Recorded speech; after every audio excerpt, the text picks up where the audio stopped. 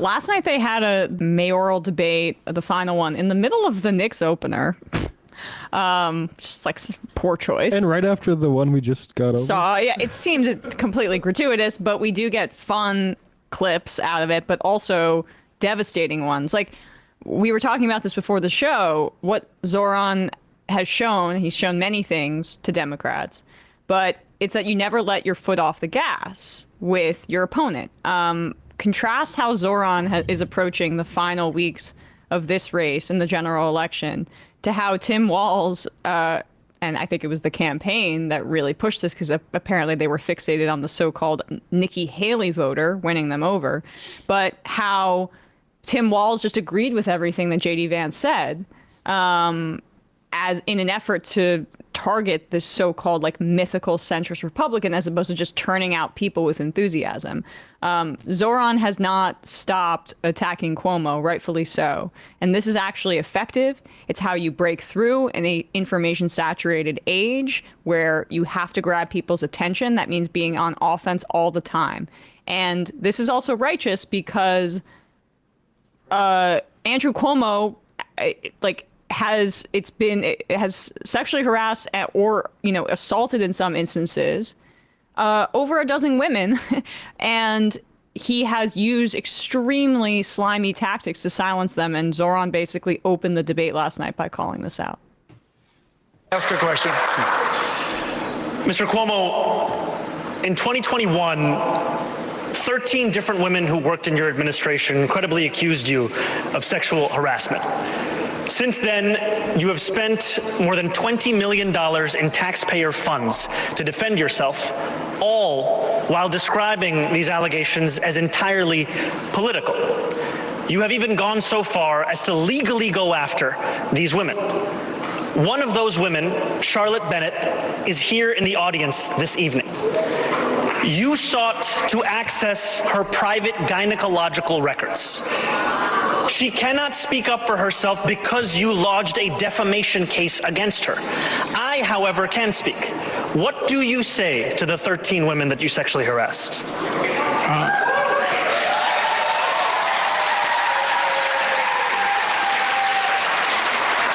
If you want to be in government, then you have to be serious and mature. And assault women. I'm going to seriously grab on you. As our president, AI generates diarrhea from all of the protests. Exactly. Serious and mature. There were allegations of sexual harassment. They were then went to 5 district attorneys, fully litigated for 4 years. The cases were dropped, right? You know that as a fact. So everything you just stated, you just said was a misstatement, which we're accustomed to from you. Stated was a misstatement? Yes, because the cases were dropped. That's what happened.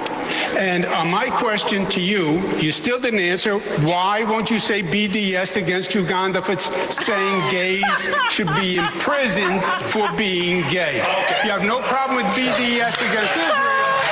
Okay. So I'm Israel. sorry. I forgot to set that part up. I had only seen the be mature thing, the clip. I hadn't seen the extended answer. So he's doing the Cory Booker. To something very, Yes. it's anti-Semitic Yes. to call out the fact that I've molested these women. He's doing the Cory Booker. He's doing the why do you care so much about the genocide in Gaza? Why aren't you talking about Africa? Are you biased? Why do you care so much about the basketball team full of women who have accused me of sexual harassment instead of calling for BDS against Uganda? So this part is in reference. So this section of the debate is they each get to ask each other a question, and the question Cuomo asked him was about a photograph he has with a politician in Uganda who apparently is some homophobic guy, and so he comes back to it with that. You are having an emotional breakdown right now. Wait, one of the things I think that is really the subtext of this, I mean, aside from obviously reminding people of the reality of Andrew Cuomo having 13 women lodge complaints against him, ranging from state troopers to women who worked for Cuomo. Aside from the value of reminding New Yorkers about that, which I think is important, what it also shows is subtextually that Mamdani is willing to fight. And with the specter of Donald Trump going in, he's invading San Francisco now. And we've seen, Brandon Johnson in Chicago really put up a very good fight there. And Pritzker as well in Illinois, maybe California to a certain extent, but I don't think, Bass or Newsom were as aggressive as those guys in Illinois. In New York, I think New Yorkers are going to want someone who is going to stand up and be aggressive about this. Everybody knew Eric Adams was opening the door for these people because he was basically being, there's no other way he's basically being, I guess, blackmailed or extorted. I'm not sure what the specifics would be on that. And so Mamdani getting up into Cuomo's face and showing that he's willing to defend somebody who cannot defend themselves, that he's willing to carry the fight for somebody who cannot carry the fight themselves because of Cuomo's legal machinations. It is the, Josh Marshall 20 years ago was talking about the so-called bitch slap theory. And that being that, when George W. Bush pushes around Democrats, people are like, if they can't defend themselves, they're not going to defend me. And this is just another sort of show that Mamdani is willing to get into a fight and be aggressive. And it's also just crazy to me how, we've talked about how lazy Cuomo has been throughout this campaign.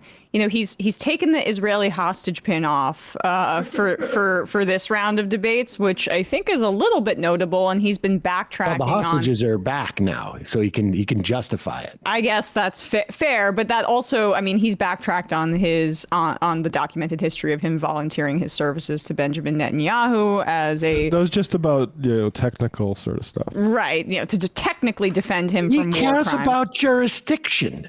What part of that don't you understand?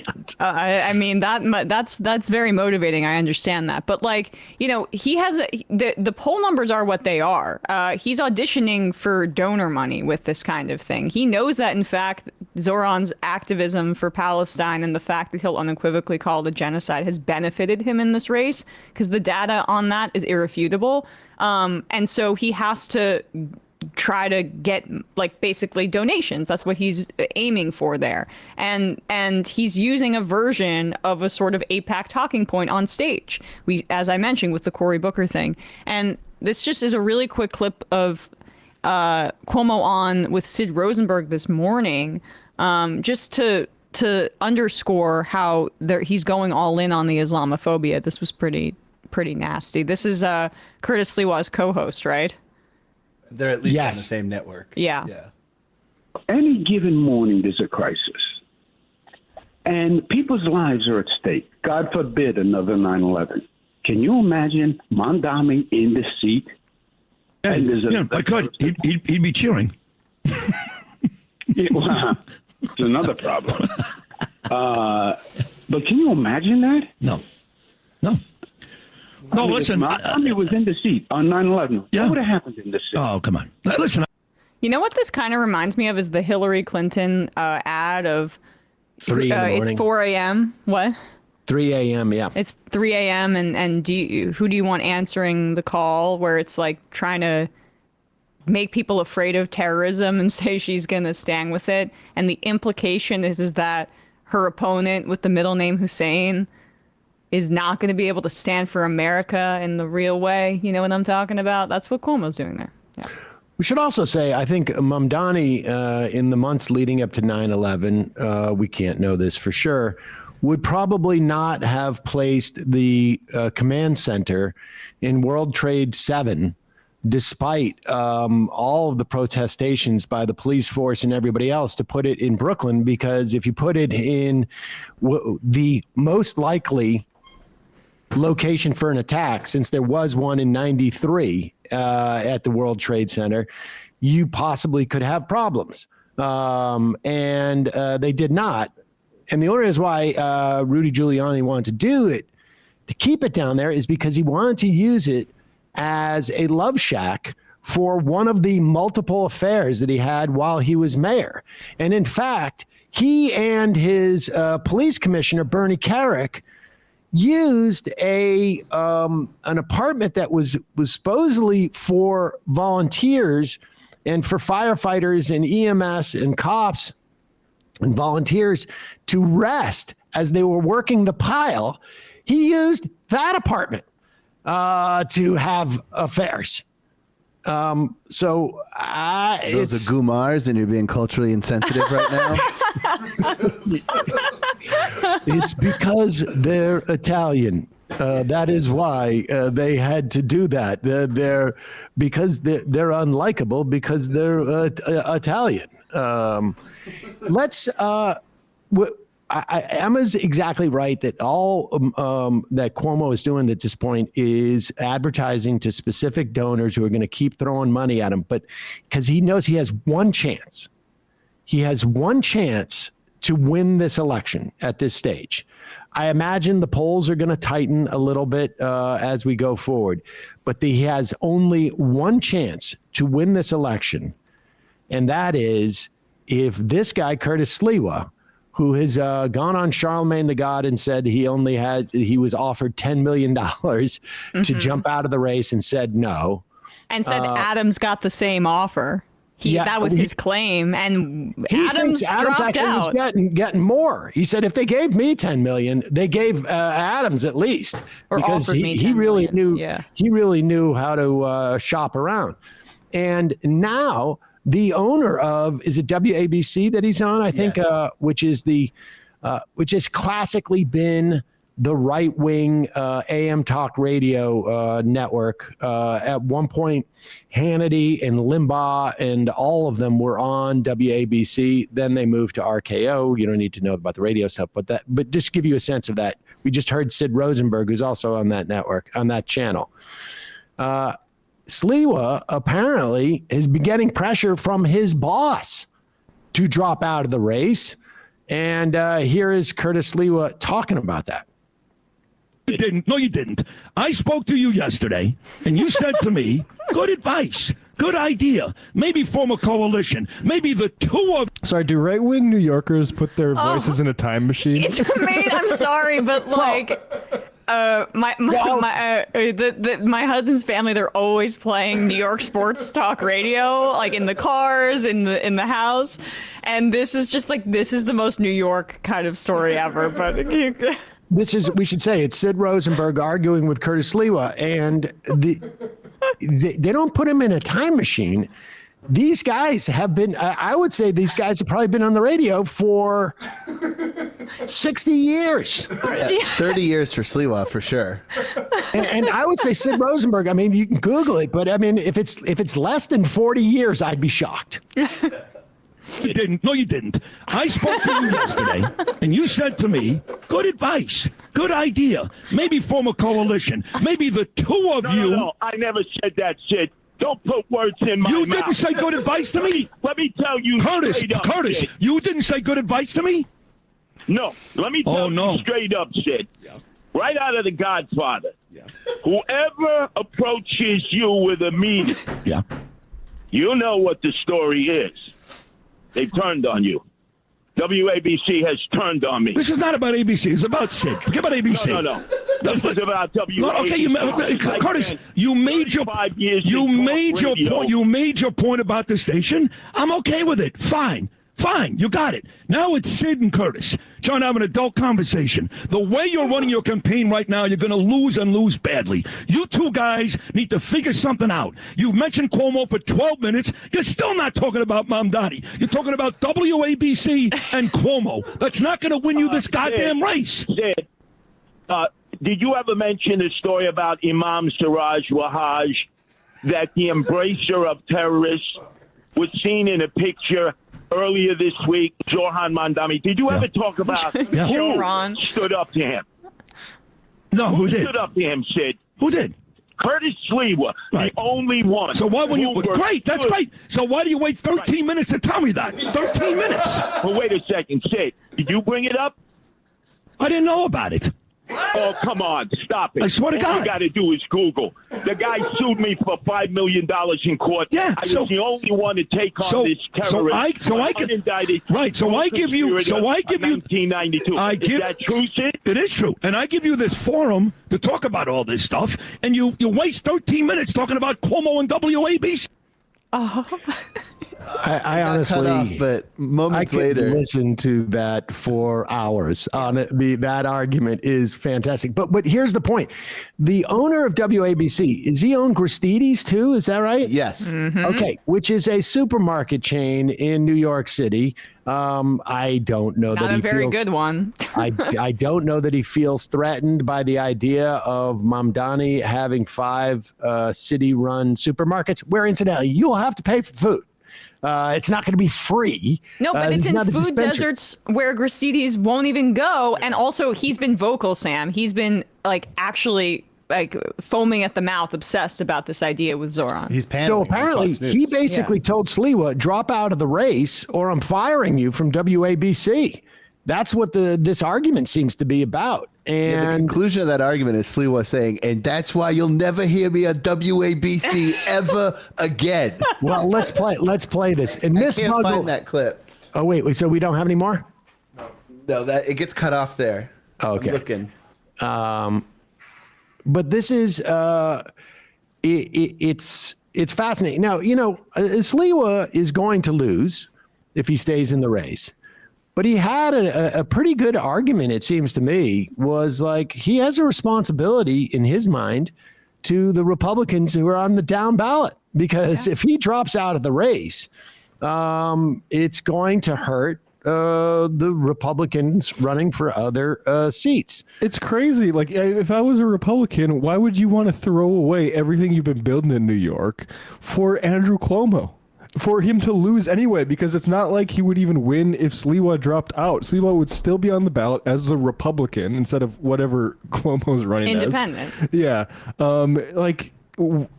They've positioned themselves good. No one's talked about Curtis Sliwa this much in his entire life. Oh my gosh. This is the thing. He's gonna walk over to maybe RKO or maybe some other station and get paid twice as much. Like, he should be out there going, "Thank you for releasing me from my contract." Yeah, he's building his own little constituency. We were saying this yesterday. Not sure it goes anywhere, but it can definitely turn you into some sort of local celebrity or have your own radio show. You don't have to deal with Sid Rose. What's his last name? Sid Rosenberg. Sharing the stall with Sid. Yeah. Incidentally, we may have a new announcement to make about somebody joining the Majority Report. So he's gonna feed our cats. He's dealing with the rat problem around here.